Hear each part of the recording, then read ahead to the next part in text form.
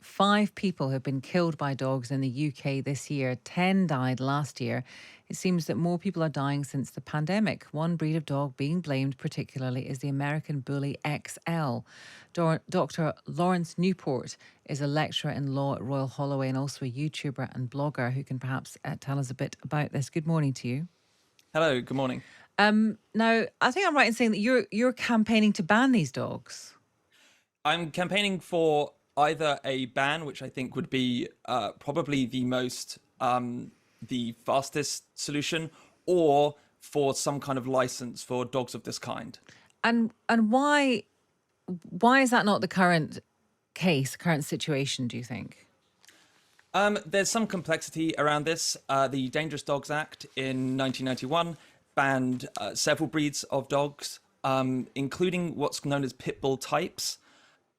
However, the legislation is not particularly well written. You can add new breeds to it, but what defines a breed can be very difficult to kind of tease out and pick out. With this kind of breed of dog, it's very, very likely, and in fact, the little information you can find about the lineages of many of these dogs, they are quite heavily pitbull based, maybe 50% or more pitbull, which does mean perhaps they are already under a banned breed, but it's about both enforcement and about how you really define that breed.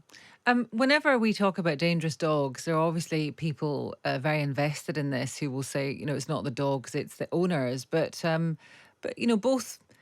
It's quite difficult to get to owners and to say to them, you need to be more careful about what you do with your dog in public.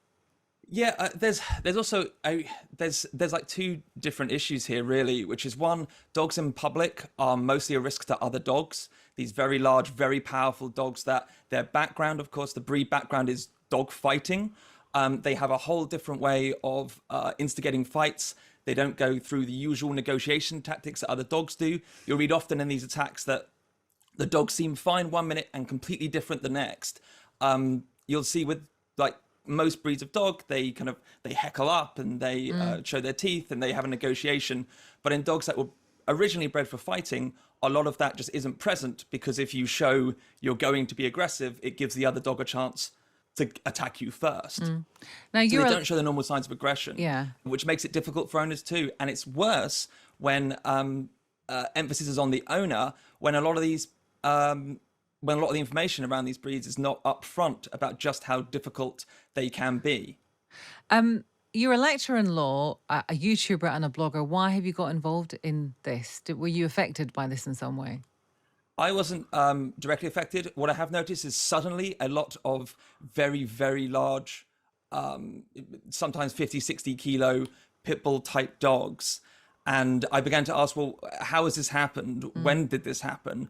And why is there so many suddenly? And then when I looked into figures of injuries and death, I realized that this breed was disproportionately responsible. Out of 10 deaths last year, responsible for at least 6. This year there's been five deaths so far, and 3 from this breed. Right. These years are completely different to any years previously. The highest amount of deaths to dogs you can see for the last 40 years is 6 deaths.